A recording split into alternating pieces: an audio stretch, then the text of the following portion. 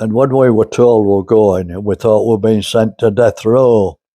When you got there, it was shallow trenches, fighting pits were blown up, and the smell was terrible because there'd been buried limbs and all sorts. Welcome to the Hardest Routine. This is the media branch of the Hard Routine charity tour. We're going to be using this platform to share our challenge and training vlogs. We're also going to be having conversations with veterans, fundraisers and general legends within the field. In this episode I've been speaking with Keld M.B.E. Ken Keld is a veteran of the Korean War in the 1950s. He joined the army as a National Serviceman. He joined the Green Howards and was very quickly rebadged and sent to join the Duke of Wellingtons on deployment in Korea. He's a veteran of the Battle of the Hook, which is a Yorkshire Regiment battle honour to this day, and he's an author of several books highlighting the stories of the Korean conflict and the soldiers that were involved. He's a bit of a minor celebrity in Korea, and he's just a general all-round legend, but he's very humble and I enjoyed chatting with him. I hope you enjoy listening to what he had to say. If you'd like to support the work of Ken, I'll put the links to his books with this video. I think it's very vital that we keep stories of Ken and his colleagues alive. Enjoy the video.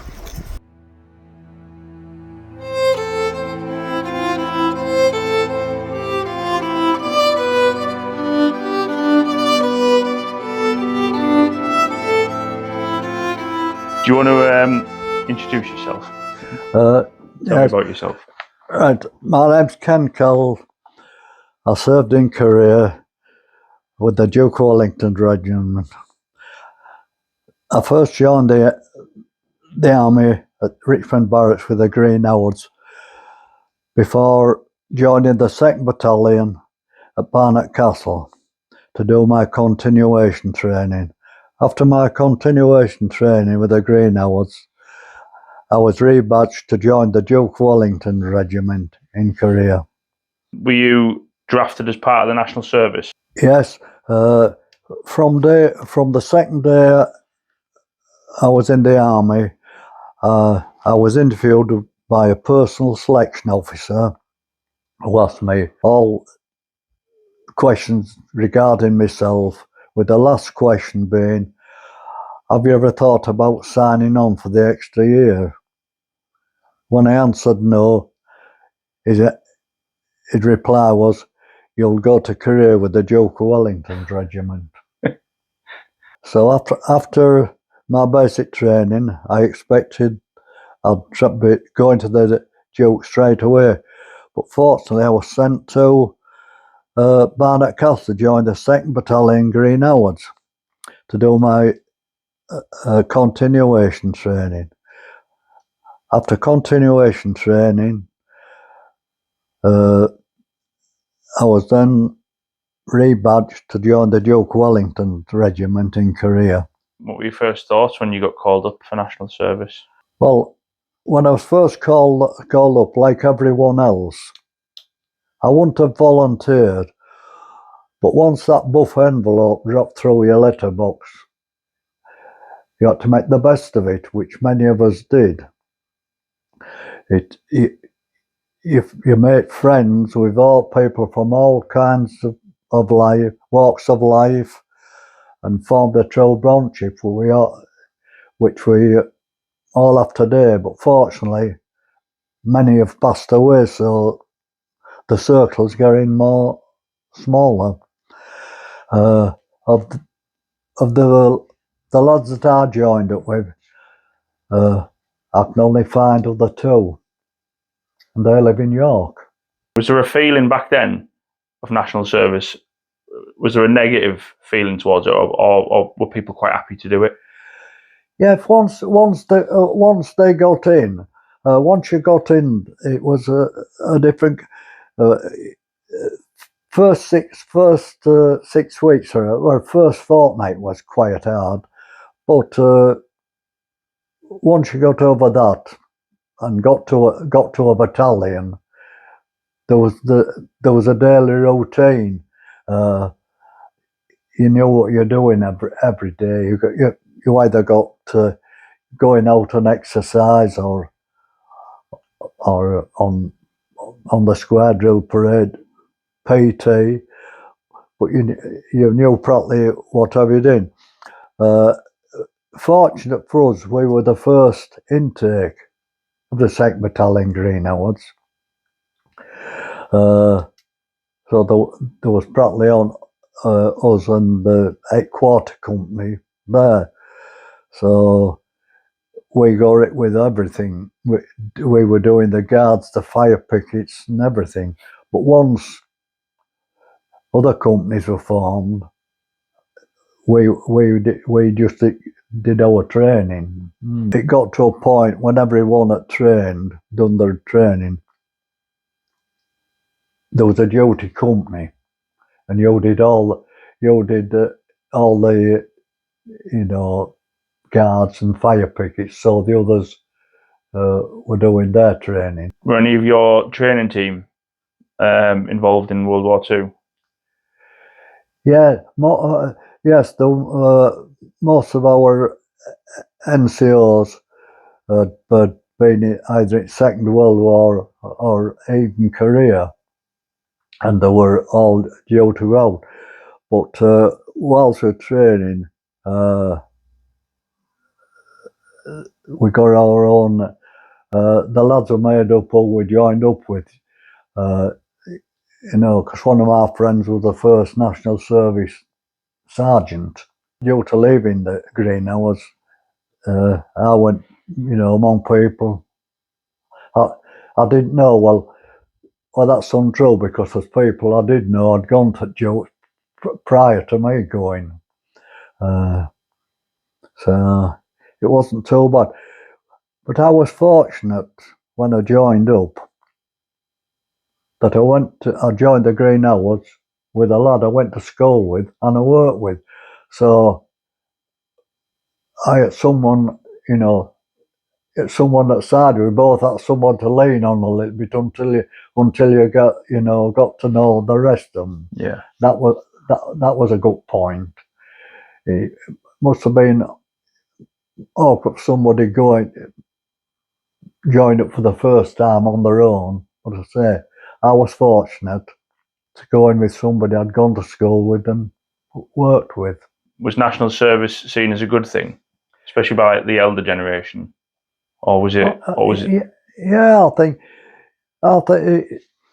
now looking back, it was a good thing, because there's lots of things national servicemen, people have done the national service, say, have it's broadened their mind and circle, and have done things when they come out they would never have dreamt of doing. Well, because you see with especially going abroad, you see you saw how other people live and how some of them did live, and you appreciated what we had in UK, especially Korea. When you saw, in Korea, as we say, when we went to Korea, thought, what were you doing here, fighting for peasants? Now, I don't like saying, but we're the peasants now, alongside Korea. That's interesting. That's very interesting, actually. Obviously, you initially joined the Green Howards. You say the 2nd Battalion, but then you were quickly rebadged to join the Dukes. Yeah. Well, I'd be with the Green Howards 2nd Battalion about, let me see, maybe 6-7 months. So you joined battalion, you'd finished your training, joined battalion, and then you were rebadged. You weren't rebadged in training. What happened was, I think the reason I went to Korea was, although I'd been threatened with autumn, we knew the Green Hours were going to Egypt. And some of us got our heads together, and we didn't want to go. So we asked for a transfer. but the company commander had to pass it on to the CO, and we had to go up front at CO, and it took all of 2 minutes. March them in, Sergeant Major. Said, good morning. The CO said, good morning, gentlemen.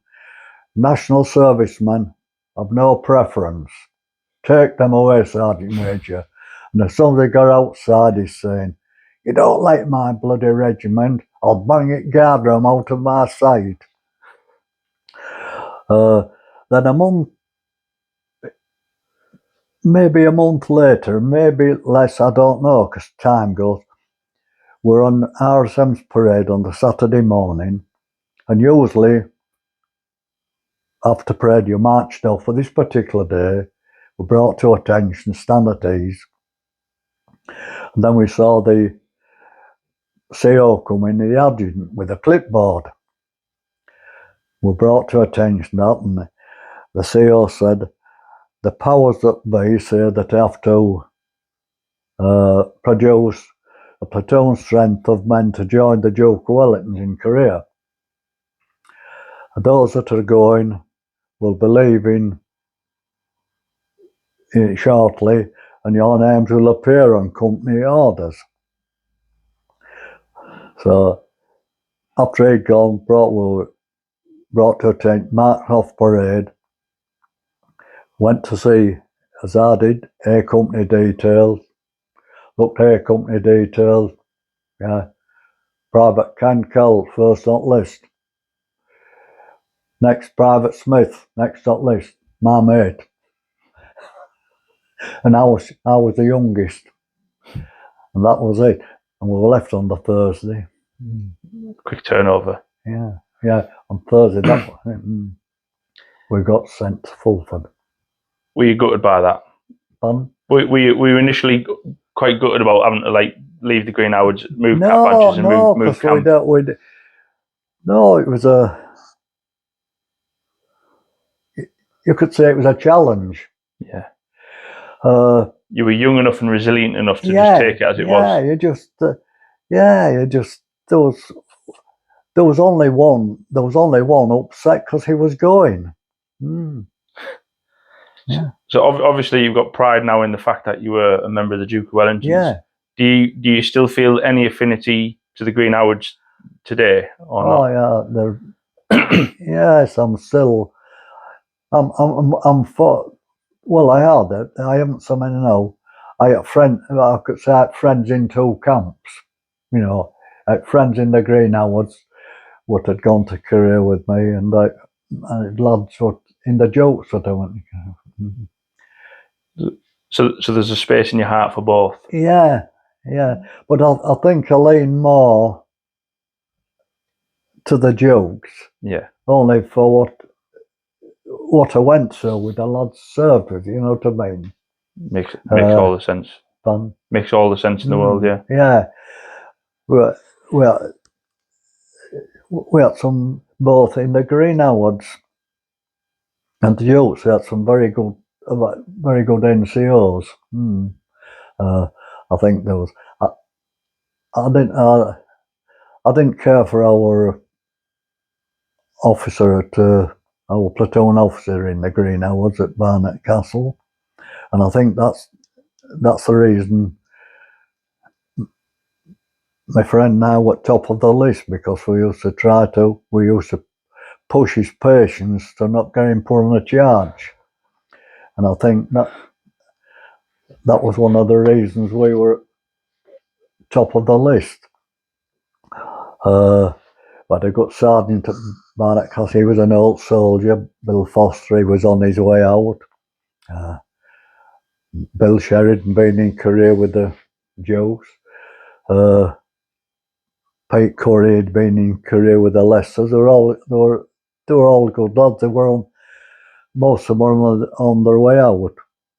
Other than Pete Curry, because it was only in later years I learned from a lad in the village here that he was my platoon corporal in Barnet Castle. And when he joined up in late as a last National Serviceman, he was his platoon sergeant. Yeah. Yeah, So you joined the army in 1952, yeah, April 52, yeah. but Korea had been ongoing for 2 years at that point. Is that right? Yeah, Um, Korea, it started on the 25th of June. Yeah. And you've already mentioned there a few of the older boys had gone to Korea. Yeah. So when you were told you were being rebadged with the Dukes to go to Korea, how did that make you feel? It was rather fortunate we had some NCOs that had been already done their time in Korea, because that told us, things what happened. But for them, they'd been in a mobile war. But when we went, it was a static, so it was quite a bit different situation. But they gave us an idea what it was all about. But I'd also been aware of Korea because my mother's two foster brothers, they served in Korea at the Battle of the Imjin River. Yeah. One was in the Northumberland Fusiliers and the other in 45th Field Regiment Artillery, so I knew a bit about Korea before I went. But and there was a lot you didn't know once you got there. Explain to me, you mentioned there a mobile war and a static war. Yeah. Explain to me what the war would have looked like when it was mobile compared to what it looked like later on with the trenches.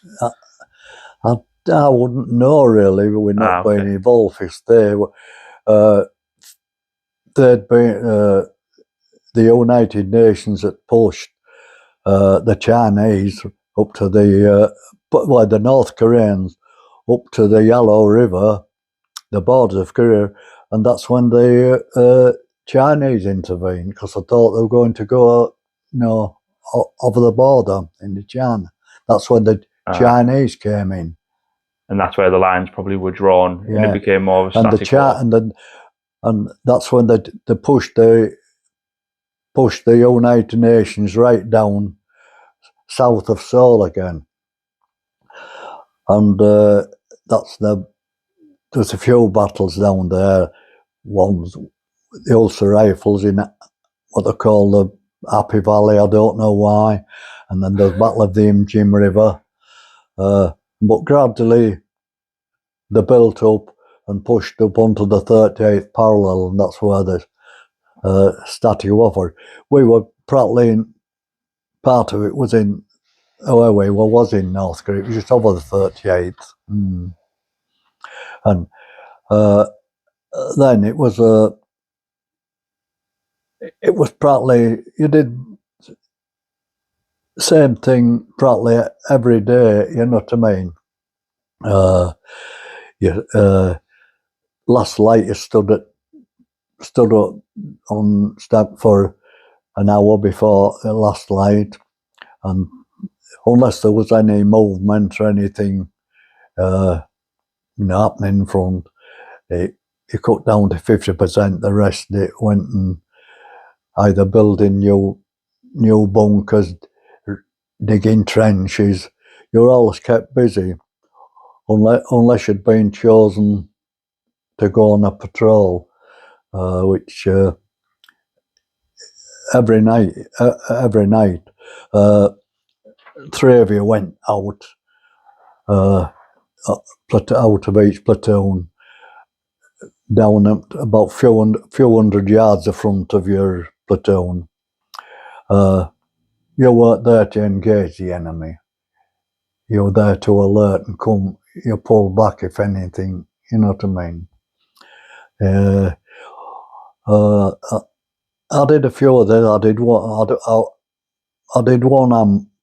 Went on one ambush patrol when they thought the Chinese had been infiltrating one of our re-entrants to where we were. And the other one was where we had to go. They thought Chinese were occupying hill in a valley about, I don't know, it's maybe a mile or a 3/4 mile in front of our position. So four of us had to go out on a recce patrol. And we seemed to be going for hours, and if you stood on a twig, it was like a tree falling, you know. But when we got out there, we'd only been 3/4 of an hour, and we seemed to have been going for hours. We just got settled down. Two Chinese come down and sat on a rock about 20 or 30 yards away from us. And we thought they were never going to go. We were looking, thinking, well, it's going to be daylight. We're never going to get back over our line. Were you just there trying to be as quiet as you could? Yeah, and I want to spend a penny, and there I was in pain. Yeah, but then when we came back, we got back, report back. You have to go for intelligence, asking all questions. And they were going to send a snatch patrol out, you know, to try to get a prisoner. That when we went out, must have been 25th of July, because ceasefire came up on the 27th, so that the patrol never went out. Yeah. The no man's land must have been infiltrated with patrols. Every platoon sent a patrol out, and you know, so you think you have 9 platoons in a battalion. There's two battalions in line in your sector, so there's 18 patrols out. There's your ambush patrols, fighting patrols. So, and Chinese are doing the same. So it must have been like walking around Hyde Park on, you know. There would have been patrols. Well, the thing is, they all would have been crisscrossing each other in no man's land. Yeah, you saw them, so they must have seen us, but you didn't. You know, the thing was, they were maybe the same opinion of us. You don't stroke a dog that bites, you know what I mean? Yeah. So it's very interesting. Yeah. That's very interesting. What would you describe as a typical day when you were out there? A typical day? Yeah, like while you were in the trenches on the front line, if you will. What would a typical day look like? I'd say roughly a day started with the well, you could say you didn't want reveille, but we'll say reveille, like in the barracks. Maybe about 2 o'clock you slept all night, unless there'd been something on. You'd have about 2 hours to yourself. If you're going on patrol, you had to get your kit. You're checked by officer or senior NCO to see you carried no identification on you, who you were or anything. Even looked if you had a bloody bus pass or a bus ticket, well, you wouldn't have them. Then you had evening mail,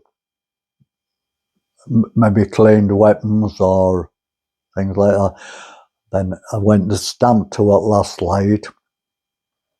I say, then after an hour, it was 50% stand. So the others, as I said previously, they did digging or anything.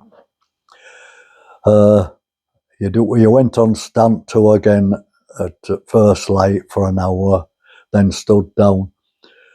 Then after that, first thing, trench is clean. You're holding your ablutions, weapons checked, and everything. Then you could have your meal, like breakfast, what it was, and if everything was okay with your platoon officer, you went to bed. Yeah, and that's why you met your second enemy, the rats. Lots of rats. Yeah, they were terrible. Did you have any quieter periods, like downtime? Yeah. Or periods of leave from the front? From being in the line? Yeah. Yeah. you got put. Yeah, we had at one time they were out of the line for 2 months. All the Commonwealth were pulled off the line. Americans took over for a couple of months, and then went back in. But unlike you got leave. You could go. You got ever so often. You're supposed to get hour in Tokyo once. You went there for 5 days. There was a local leave centre at Incheon. I went there twice, and once to Japan. Other than that, there was quiet periods when all you got for days just shelled and mortared. There was no physical contact. As I say, in reality, when you think the Dukes were only in one battle in Korea, that was the Battle of the Hook. To spend 12 months in active service, and you're only in really one battle. So that takes me on nicely to the Battle of the Hook, actually, because I was going to bring it up. Obviously, you were involved in the Hook, which is now remembered as one of the most significant actions of the war. Would you share your memories of that battle with us? When I first went up into the Hook area,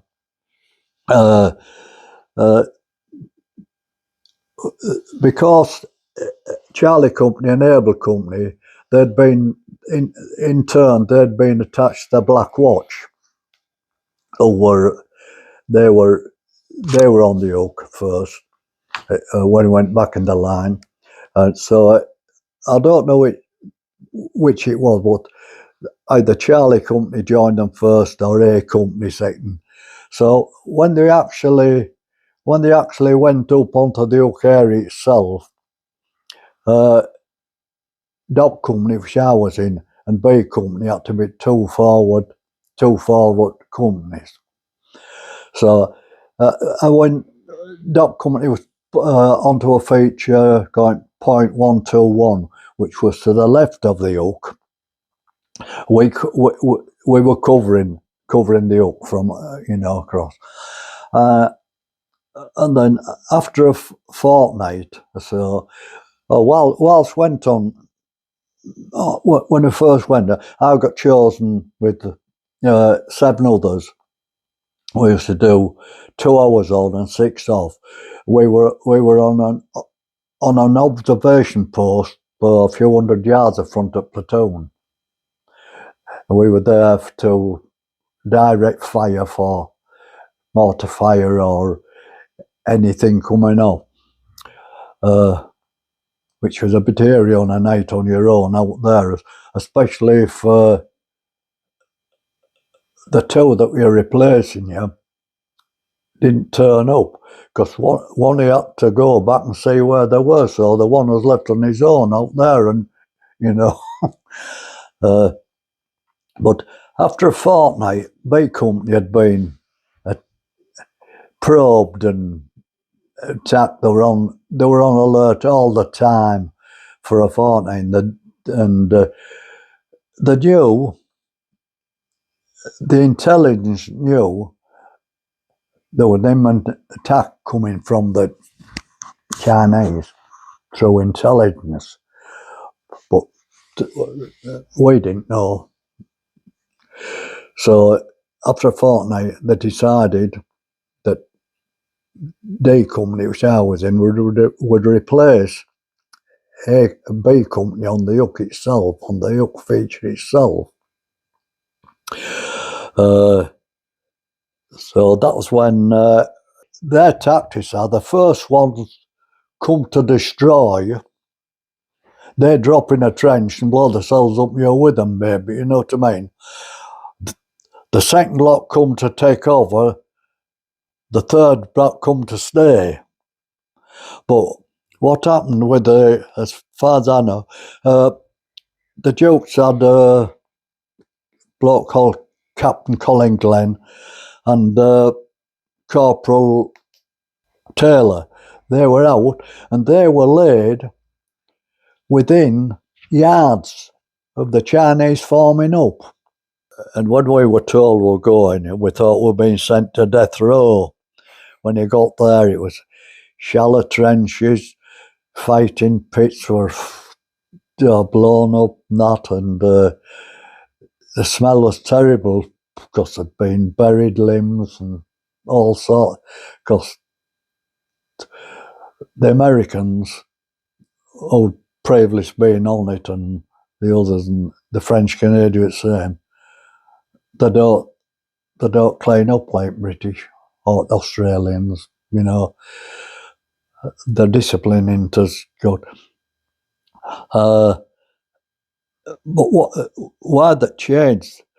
Why they changed? They knew this attack was coming up, because the Chinese gave himself up as a prisoner, and he told them every detail of the attack, what was happening. The only piece of jigsaw I didn't know was the date. But why he gave himself up? He was, as he put it, he was more intelligent than his illiterate mate, and they used to always push him into places where he was liable to get killed. So he decided enough's enough, and he gave himself up to Charlie Company, which were on a feature called Sausage, so it'd have been dangerous to run to Oak. And he gave himself up there, and he told them everything. So that was on, I think that was about the 18th of May. So from 18th of May, it was all go. Wiring parties out. There must have been the assault pioneers. They spent nights in no man's land, laying wire, and at one time it was like daylight, and the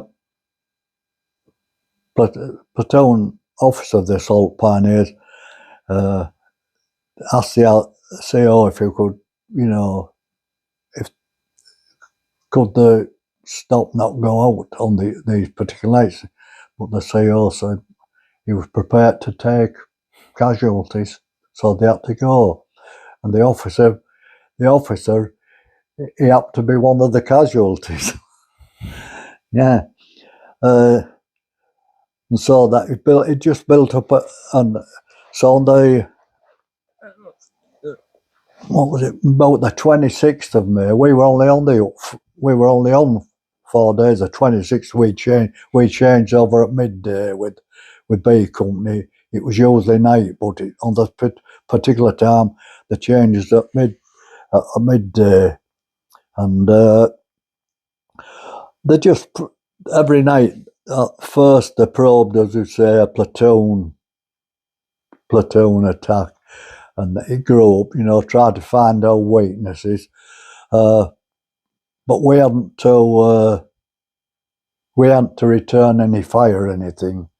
We left it to what they call iron curtain artillery, and I remember one particular. It'd be second night, the sergeant sent me and 2 others down to fetch tea for the platoon. What they call air bottles, thing. And it was moonlight going down the trench. It was about half a mile down to where we had to go through trenches down to the bottom of the oak. And we're going out, it was like a walk. Nothing happened. Coming back, halfway back, hell let loose. So we dived, first bunker there was available, tail-lifting trench come out, it was like a watering can rose. And when I got back to platoon, sergeant said, T should have gone in first. Yeah, and then following night they absolutely were at us. And then on the 28th, on night of the 27th, we're on stag, and we came off, and I was chosen for observation post that day, so I had to stay on. And a friend of mine, he died a few months ago in Middlesbrough. We had to stay on, but we're on all day because the Sheldon fired us all day, and we had no all the telephone lines. We couldn't contact anybody. Everything was there, and they were shelling Malton all day, and about 7:45 at night, everything just went peaceful, and you could have heard a pin drop, and within seconds they were dropping in our trenches. Wow. For the lads that got taken prisoner, they told us after, they were taken to tunnels under where we were. You could have held a battalion, that's where they'd been. Majority of the ones that first came, they were already there. They were under us. Said you could, and in the wall sides in these tunnels, they dug in where somebody could sleep. So they'd probably been digging well in advance of the attack. Oh yeah, they'd been they'd been under. Yeah. That's terrifying, actually. Yeah, it is when you find out that they were already there. Wow. Yeah. But you still had to be sent patrols out because there was 4 patrols went out from the Oak. They all had names. One was Ronson Patrol. There were like fingers going off, and a Green Finger Patrol, so on, and things like that. But our platoon, we covered the Ronson Patrol. And when you went out on that one, I'd been on it once, and it was probably 90% certain that our patrol wouldn't come back.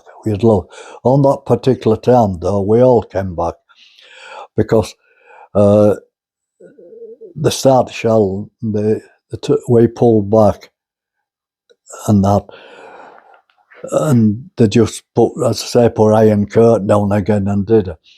But this particular night on the 26th, patrol were just got going out, and half of them were killed just straight within yards of going out through where we were. Yeah, there was no way you knew something was going to happen, but as I say, you never thought it was going to be on. What are you able to describe the moment that the Chinese started their attack? Are you able to describe those moments? What happened after that when they? Well, I say within seconds of the bombardment stopping, they were dropping in our trenches. They said that they were outnumbered 5-1.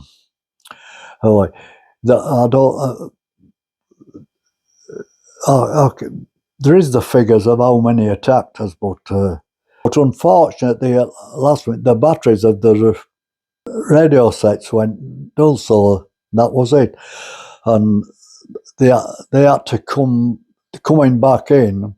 They went into a minefield. The Colin Glen, he was he's still Keld M.B.E. But the corporal got back and he was found front of one of, other positions.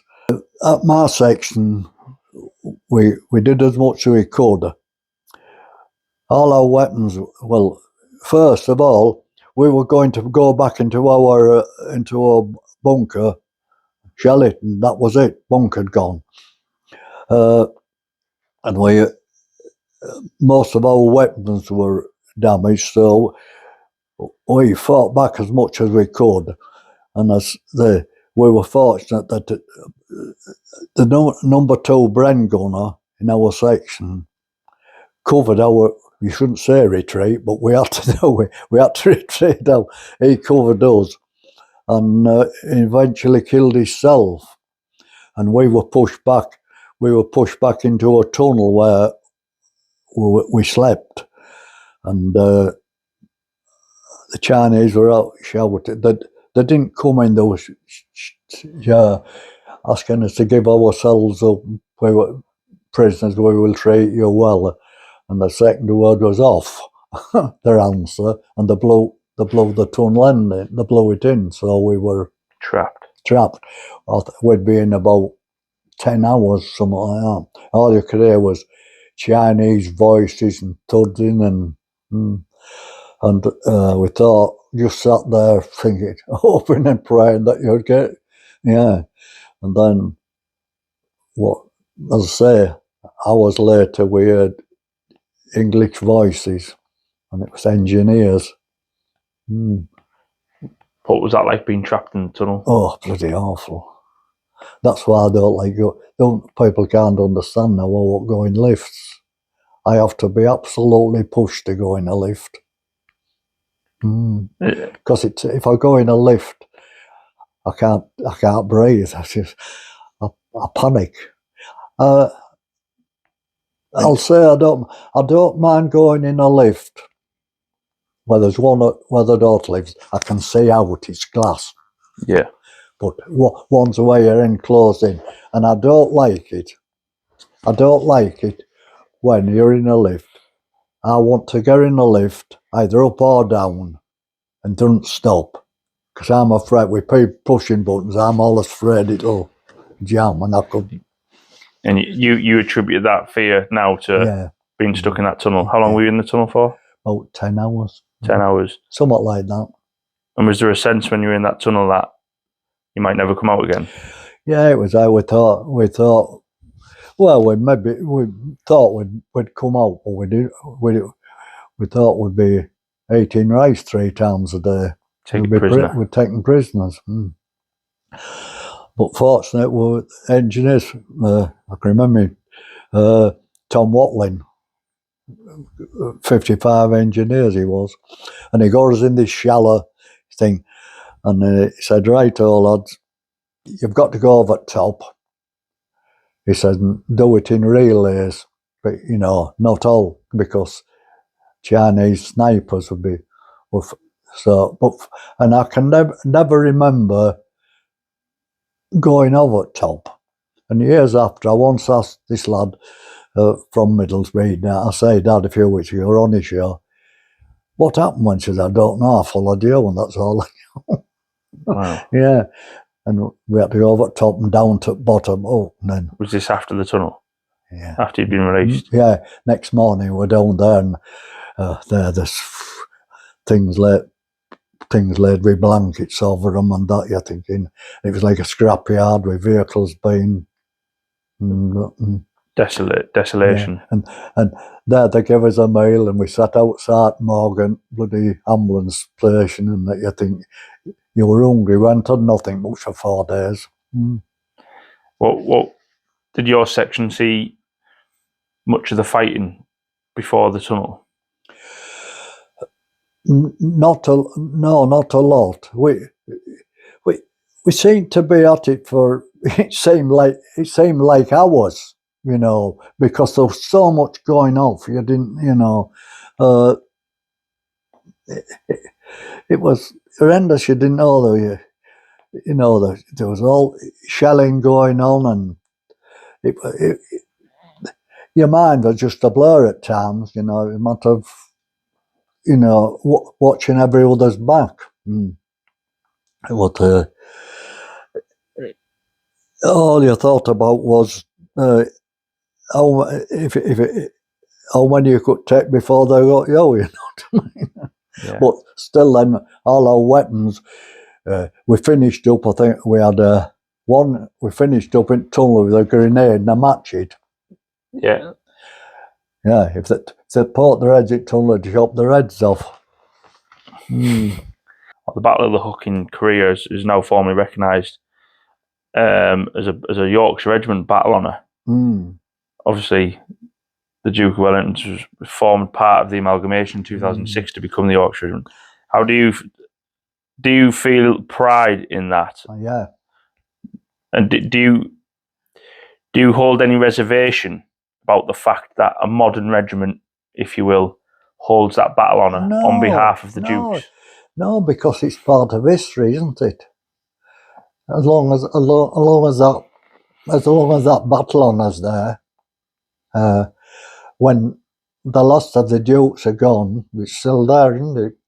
It'll always be there. Yeah, because now I'm not certain, but we could be down to one officer living, the Dukes, were in Korea. Do you know where he lives? Are you in contact with him? He's been sat where you're sat. Has he? Where is he now? He lives at Sutton Forest. Does he? He was my platoon. He was my second platoon officer in Korea. Oh, really? And he was the son of the local school teacher. Oh, nice. His dad was at Sherburn School. His dad was headmaster. How old is he now? 93. 93. His son brought him to see me one day last summer. Yeah. Is he able to recall what happened during those days? I was telling him things. I told him something he didn't know. I said, when he said, I said, I can remember the first words you said to us when we were in Korea. He said, what was that? I said, well, after Oak. And we pulled off line. We were all there getting re-kitted up and doing that. The few that was left, there was about 17 of us left. Platoon Sergeant Joe Perrin come around with you and you said to us, forget what's happened, put it behind your mind, blah, blah, blah, you know, all this. I said, but you couldn't put it, you know, you could put it behind your mind, but you couldn't forget it. But he was right what he said, you know what I mean? Yeah. Yeah, and that was first word. The one died a few weeks ago that was on the Oak. And the officer, Tom Rothery, and he must have thought himself very fortunate because his platoon was the one that we took over. The Black Watch officer was killed prior to him. He lived, and our platoon officer who took over from him, he was killed. So he was fortunate. Out of 3 platoons that were there, he was a survivor out of the lot. Wow. I think it's 6 platoon B company, I think it was. Tom Rothery, he died about a month ago. So how many, so there's only one living officer? That you know of? What I know of, yes. Yeah. There could be others that live down, you know, maybe odd ones, maybe down south or somewhere, but... How many... But you see, the thing is, as me being one of the youngest, you know, it's... because I've been to Korea, Gibraltar, Japan. I was 20 on the 14th of March and they mobbed on the 15th of April. And done 2 years.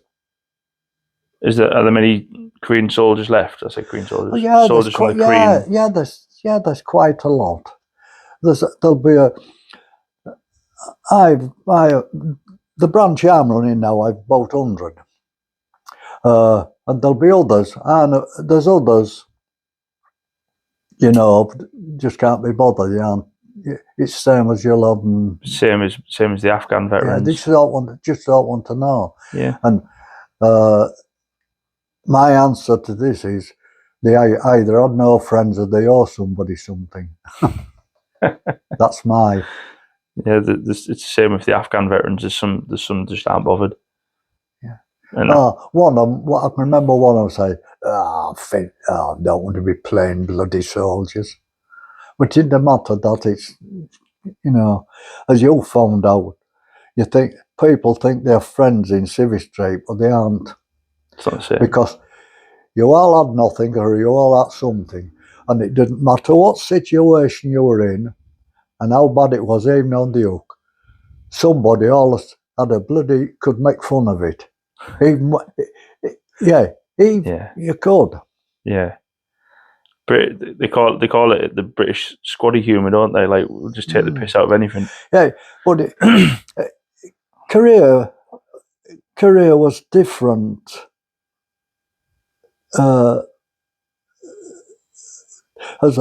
me as a National Serviceman, because I was never a garrison soldier. I did 6 weeks basic training. I did 10 weeks continuation training at like Barnet Castle. Then I went to career and active service. Come back to Gibraltar.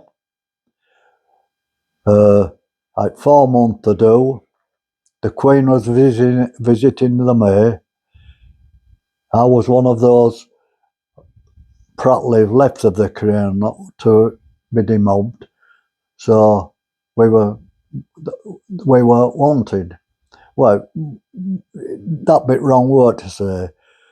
Not wanted. Needed. We weren't going to be present when the Queen did her official visit as monarch. So we were on general duties. I was in Secret Service. Shithouse squad. Shithouse squad. And not only that, you had to go to married quarters if a drain's blocked or a sink blocked and things like that. So you could go downtown, you know, and if you weren't doing anything, and if anybody asked you, I've been so-and-so, you had a license to kill. You know what I mean? So you were never a proper camp soldier? No, not you were straight on. Not garrison. You know, never garrison at all. You were straight on operations, and then you were part of the Secret Service. Yeah, like most of the lads in career, they were. You know, yeah, they were. You know, it's a different army because we put it this way: in career, you practically call an officer by. You could say practically, you didn't sir or salute. You know what I mean? That was a wartime thing, wasn't it? Yeah. So, like, can you imagine CO being there, you're saluting, and a chink has you. Why is he saluting? You know exactly. I mean? Yeah. Soon as we got up that gangplank onto that boat, sir. Yeah, but that makes sense. That makes sense. It was an operational necessity, wasn't it? But one of the good things going abroad when we went on boat was we were all given duties to do, you know, and I was chosen, well, not chosen, given job with a lad called Derek Hewson from I think Knaresborough, somewhere like that, and a lad called Dennis Smith, who was our only casualty, went from Green Howards. We only lost one out of all went from Green Howards. And our job was to go and sweep upper deck on a night at 11 o'clock. You know, fucking hell that time, you know what I mean? So first night, and we were given a disc to say why we're in there, because it was civilians, especially married, were going out, their husbands out in, out to Japan or Hong Kong, Singapore. So first night we go to sweep up. We're a bit embarrassed asking them to move so we could get swept up sharp and get finished. But then we thought, we're all right here. So when some women knew we're off, we're going to, we first they give us grub, we give us drinks and that. And then we used to do our job, tell our mates we were sleeping on deck and we're going back. So I put in that book. As teenagers, you didn't turn a good offer down, and you didn't learn to ride on a new bike. I put it in the book. Hey? That's quality. You didn't learn to ride on a new bike. That is absolutely quality. Yeah, do you know, it's funny, the other day I was just talking to my mate, I never thought about it like that. Hey? Sorry, that's cracked me up. Go on.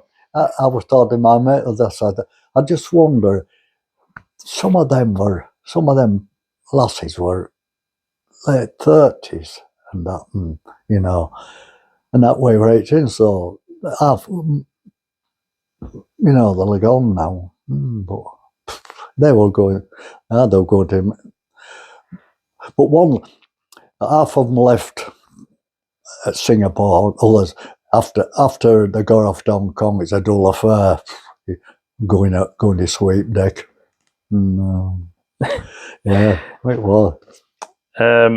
In 2006, the Duke of Wellingtons amalgamated along with the Green Howards, Prince of Wales' own, into the Yorkshire Regiment, which has since become the Royal Yorkshire Regiment. Yeah. It was given the royal prefix by Prince Charles, I think 2023, I want to say. Yeah, something like that. Yeah. How do you feel about that? Do you feel like the legacy of those original battalions will be preserved, or do you feel like there's something's been lost with that amalgamation? It is in a way, because really the Dukes were the only regiment that weren't royal. I refer to well, you got Royal Ulster Rifles, Royal Scots, right? And they had not, and things like that, Royal Hampshire, Royal Leicesters, but the Dukes were just Duke of Wellington. Yeah, I don't think the Green Howards were royal, were they? The Prince of Wales. No, they had. But they had. The princess. Was it from? They had connections with Norway, hadn't they? That's right. Yeah. King Olaf, King Harold, and the Princess. Princess Alexandra. The Dukes weren't. That makes sense. Yeah. I was thinking of something differently there. Now they've come under the banner of the Royal. Yeah. What do you think can be done? So obviously, my generation, I was Yorkshire Regiment. I wasn't Royal Yorkshire Regiment. What do you think can be done to preserve that sort of joint history? Well, it's a bit of a big question, I guess. The thing to do is to do everyone to be like yourself, and myself and others that try to preserve what's happened, and make sure that the younger generation realise that, same as you taking career. If you went with me to career tomorrow, you're walking down the street, and children come up and bow to you saying thank you for what you did for our country. And when we went back to career, we're moving in coaches, there was stand thing, and everybody'd wave and everything. Yeah. It's quite special, that, isn't it? Yeah. Yeah, they just they can't do enough fire. Yeah. One of London lads went to a prom concert, was approached by the son and a grandson. And it says, thanking him for his services, stating that without such as you, me and my family would not be present tonight. Beautiful, that. Hey? That's beautiful. Yeah, well, that's yeah. I'm in contact with two girls, well, the women in Korea. One, she's director of the United Nations Cemetery in Korea.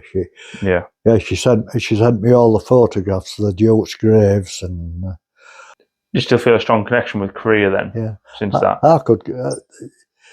If I had to go on there, you see people going to Australia. If I decide to, well, I'm too old now. But if I was younger, I'd go to Korea. I'd love to visit Korea. Hey? I'd love to visit Korea. Oh, it's beautiful. Yeah, I bet. Yeah. When you think, when I was in Korea, going from Busan to Tokchon to Railhead, 26 hours, bloody cattle trucks. When I went back, went 2 hours and 10 minutes. Wow. From 26 hours. It shows the changes. Well, at one time, we're doing 206 miles an hour. Do you think you'll ever go back to Korea? Me? Yeah.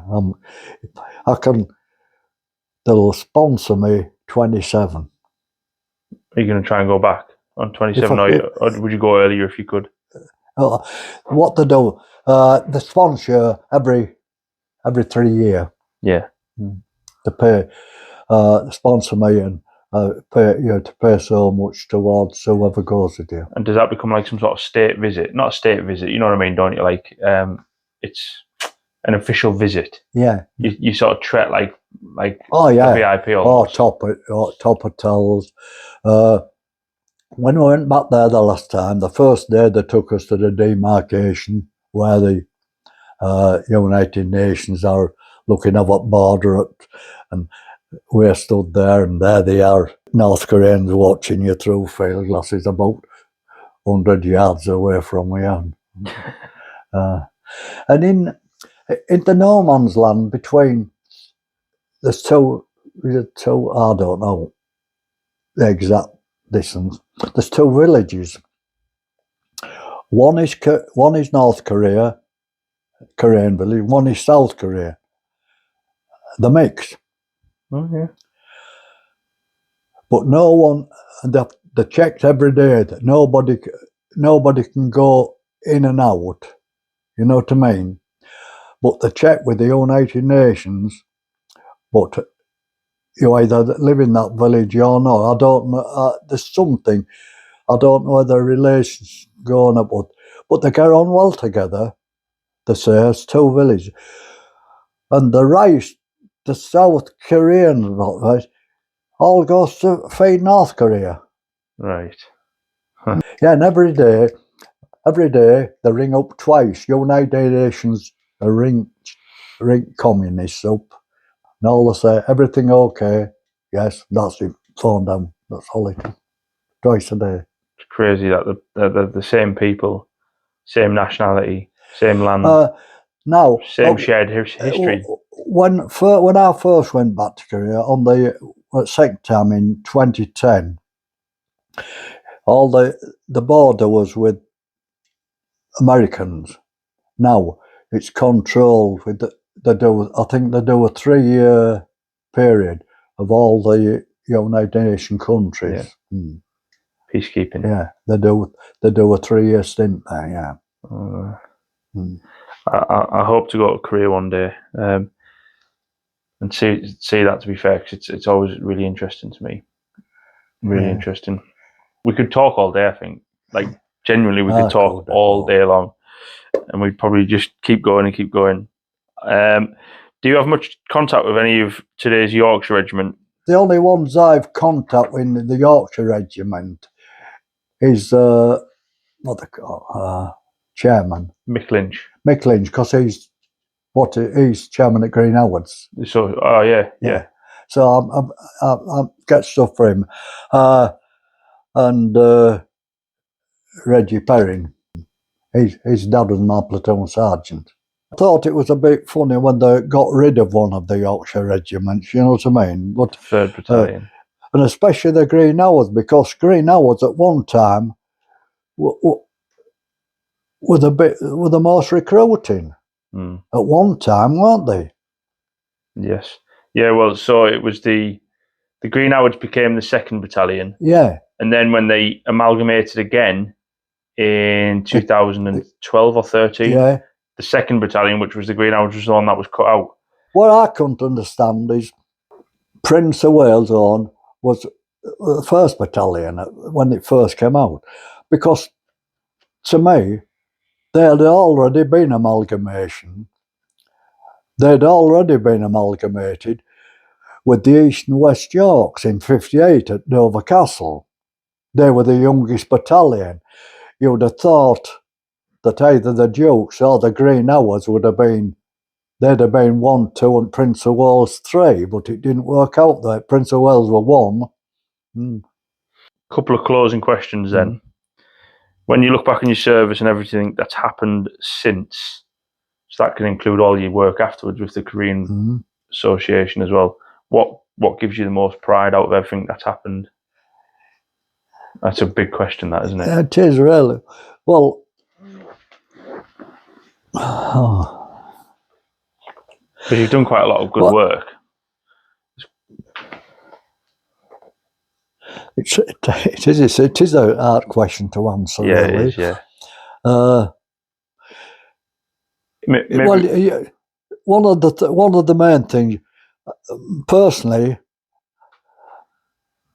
I get a satisfaction of helping those are less fortunate than myself, and also it's good to see that there's a continuation, and that whatever conflict, or wherever it be, Afghanistan, Northern Ireland, because on a personal view, this is a personal view, other people might not agree with me.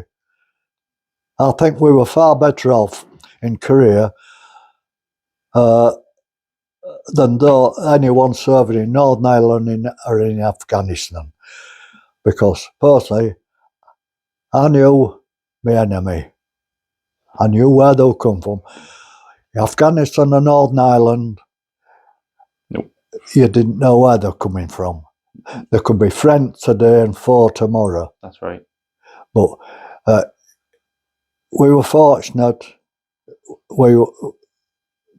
I know we're at war with, but they're well-respected bloody soldier, Chinese. And also, that it gives you satisfaction of that, also that, like the Yorkshire Regiment and even other regiments like the Fusiliers Association and all that, recognise the regiments that's already gone, Yes. which the county regiments or town regiments. But the ones serving today, they should take pride in their uniform, especially their cap badge. You know what I mean? I went to Catterick 2 years ago. I was invited to go to Catterick to the medal presentation, and I was envious of them on parade. Were you? In what sense? I thought, bloody hell, you got it all ahead of you. It'd been lovely to be out there with them, there must have been, I don't know, many medals presented. From long service that one standing in an office queue, there must have been, I don't know. Yeah. Mick Lynch invited me to go. It was, there was about 300 medals presented. So. Yeah. No, I like to be involved with them because, you know what I mean? None of my family support me, but none of them, they're not well, what can I put? They aren't like regimental minded now. Even my son-in-law served in Paris, RAF Regiment, served in Ireland twice. He has not. I said to him, "Have you ever thought about, picking that phone up or going and finding your mate?" Not bothered. No. Not bothered. I mean, that's another conversation itself. There's probably something to be said, isn't there, for the camaraderie of the blokes that we served with. Do you think it's a bit of an infantry thing, that, or a bit of an army thing, or what? I don't know. Because I know what you mean. Yeah. I know what you mean, though. I work with people who've been in the RAF and that, and it's not the same for them, is it? They're not as bothered. No. It's not the same. No, there isn't. Whichever they are, male or female, though, they take pride in their, in their cap badge or whatever it is. I realise, it's the same as you know, and I know. You're bad times at army in anything, but at the end of the day, when you think back, your good times outnumber them. Well, we always seem to remember the good times, don't we? I got out and I sometimes regret getting out, and you just remember all the stuff that you did. And even though you spent a lot of time wet and cold, tired, a bit pissed off and miserable, but you still remember it in a good light. It's weird. Like stupid things that happen, and you don't realise they're stupid while after. In Korea, in the latter stages I was there, we got reinforcements because, let's say, we lost most of our platoon, and also with national service, Pratley, the battalion left Korea, never went to Korea, a few of them did, because the turnover of national service, they were leaving. You could go on patrol or anything, come back, well, so-and-so is gone. Yeah. Sergeant or somebody come up, get your kit, you're going home, national service. Because you would think if you joined up, they were joined up every fortnight. So, there's a constant flux of people coming and going. The first national servicemen of the Dukes that left Korea weren't in the Battle of the Hook. They left in the April. What message would you like to leave with younger soldiers and the wider public about the men and the soldiers that fought in Korea? That's a big question, isn't it? Well, as I say, people maybe scorned on national service, thinking, people coming out like straight, which you were forced to go. You had no option, but it wasn't like somebody volunteering and looking, well, I want to do that. You were pushed into something you maybe didn't want to do. But once you got in, I say, you made the best of it. You made good mates and everything. And it was, but a lot of people, especially Korea, I can only talk about Korea. Some of the people would be shocked at what some of these national service lads did. I didn't happen to be really one of them, but the things they did, you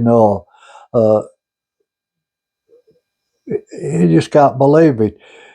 You'd maybe mates with someone down the street, and you think, right, he's bloody, and in a tight corner, he turns out to be the best one. You know what I mean?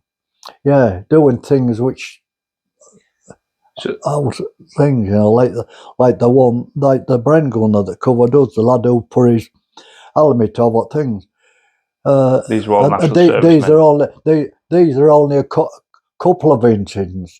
When you think over the period, without the cause, there was 20 infantry battalions served in Korea, 20 in 3 years. It's a lot. It's a lot of national servicemen, and and it's called the National Service War because they're all national service. Any additional thoughts before we come to an end? Well, the only thing I'd like is for, you know, is to make sure that well, especially Korean veterans, make sure that they leave a legacy of what they've done in Korea for future generations. You know what I mean? Because the things I'm doing, one day it's going to be history, isn't it?